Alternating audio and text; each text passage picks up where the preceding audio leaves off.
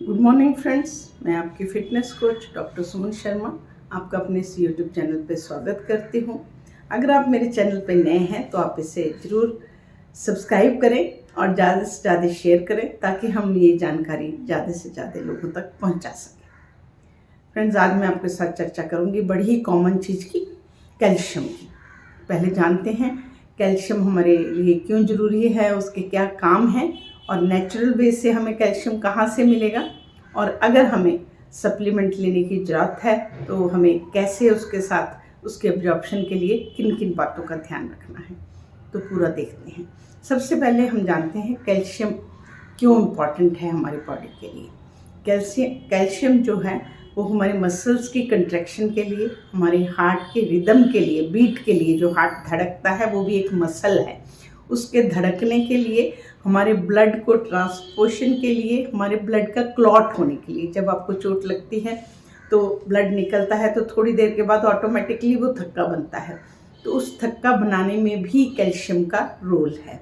आपकी हड्डियों को मजबूत बनाने के लिए, आपके दांतों को मजबूत बनाने के लिए और कुछ हार्मोन सक्रिएट करने के लिए। तो इन सब काम जो कैल्शियम के होते हैं, हमारी हर उम्र में कैल्शियम की अलग अलग तरह की ज़रूरत होती है। जब बच्चे होते हैं ज़्यादा कैल्शियम चाहिए, बोन्स बन रही हैं, आपके टीथ हो रहे हैं, तो उस टाइम आपको ज़्यादा चाहिए और कैल्शियम की अब्जॉर्प्शन भी उस टाइम ज़्यादा होती है। जैसे जैसे हमारी एज बढ़ती जाती है हमारी कैल्शियम की अब्जॉर्प्शन कम होती जाती है, और अगर हम प्रेग्नेंट हैं तो हमारी ज़्यादा रिक्वायरमेंट है कैल्शियम की, तो वो नेचुरल है, उसे हम नेचुरल बोलते हैं कि आपको उस टाइम ऐसा चाहिए, आप उसको लीजिए। यहाँ पे जो मैं प्रिकॉशन आपको बताऊंगी वो लॉन्ग यूज़ कैल्शियम के लिए होंगी। अगर हमें नेचुरल उससे पूरी होती है कैल्शियम तो हमें सप्लीमेंट नहीं लेने। आइए जानते हैं नेचुरल हमें कैल्शियम कहाँ से मिलता है। दूध और दूध से बने हुए पदार्थ जैसे आपका दही है, आपका पनीर है, कुछ मात्रा में हरी सब्जियों में भी मिलता है। एंड उसके बाद फोर्टिफाइड फूड्स मार्केट में अवेलेबल हैं जिनमें आपको कैल्शियम मिल जाता है। केन्ड फिश में मिलता है। तो इस तरीके से ये नेचुरल वेज हैं, अगर हम इन्हें अपनी डाइट में डालते हैं तो हमें कैल्शियम मिलता है। कैल्शियम की एब्जॉर्प्शन के लिए हमें विटामिन डी चाहिए। कैल्शियम जो है उसका ज़्यादा भाग जो है हमारी छोटी आंत में एब्जॉर्ब होता है, तो इसको एब्जॉर्प्शन के लिए विटामिन डी चाहिए। अगर हम विटामिन डी नहीं लेंगे तो कैल्शियम एब्जॉर्ब नहीं होगा।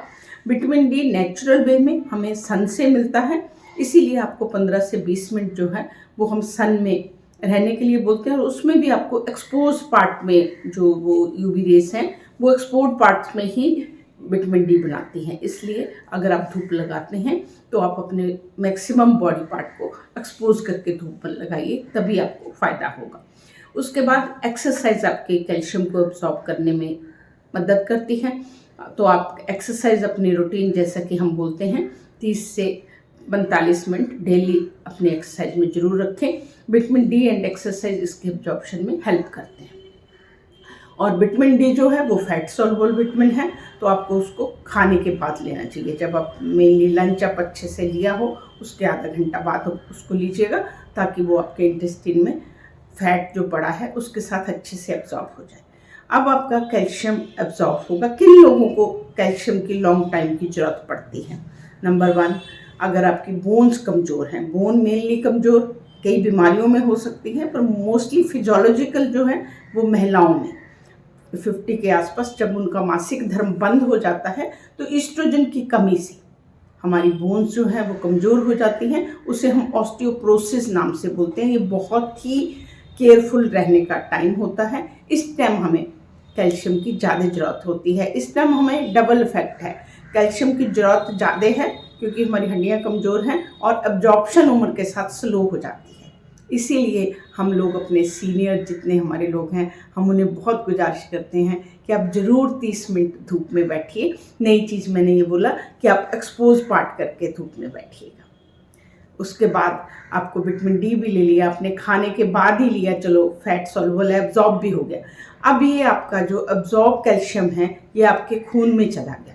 अब खून में जाने के बाद, क्योंकि इसकी चाहिए हमें, हड्डियाँ मजबूत बनानी है, दांत मजबूत के लिए चाहिए, परंतु इसको नहीं पता ये जो बड़ा हुआ ज़्यादा कैल्शियम है ये आपके सॉफ्ट टिश्यू की तरफ भी जा सकता है।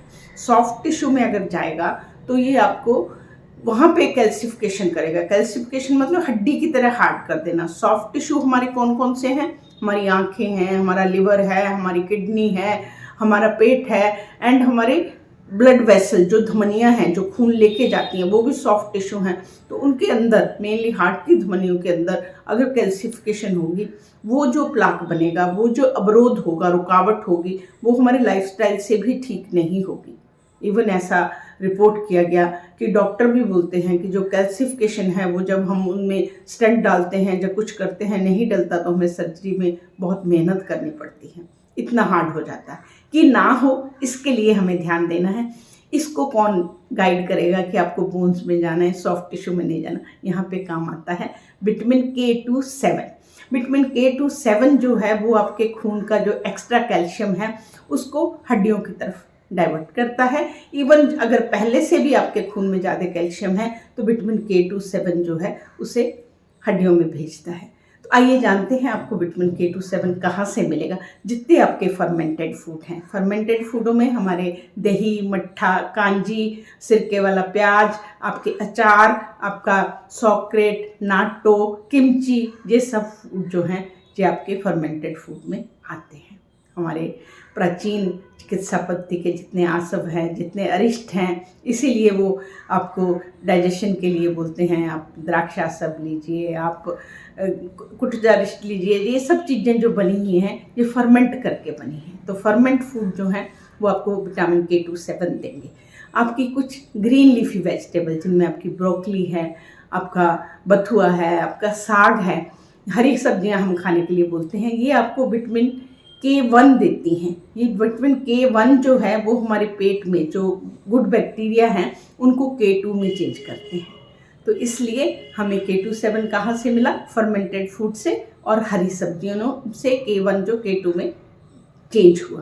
तो अगर हम लंबे टाइम के लिए कैल्शियम लेते हैं, जैसे हम ऑस्टियोपोरोटिक वुमेन्स हैं, जब बड़ी उम्र के मेल हैं, उनमें भी हड्डियां जो हैं वो भुरभुर होती हैं। अगर हमें लॉन्ग टाइम के लिए कैल्शियम लेना पड़ रहा है तो हमें vitamin D and vitamin K27 का जरूर ध्यान रखें, ताकि हमारा जो ब्लड में क्लॉटिंग भी ठीक रहे। ज़्यादा कैल्शियम ब्लड में होगा, क्लॉटिंग ज़्यादा होगी, वो भी आपके हार्ट के लिए अच्छी नहीं है।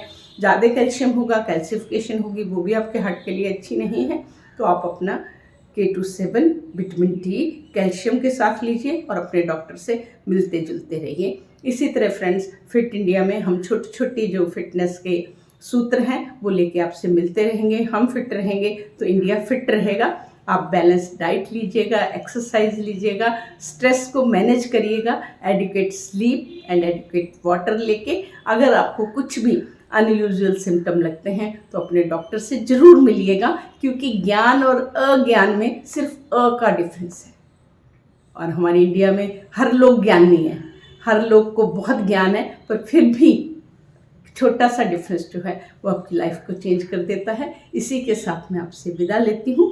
फिट इंडिया में मेरे साथ जुड़े रहिए और ज़्यादा से ज़्यादा लोगों तक ये फिटनेस की जो है वो पहुँचाए। नमस्कार।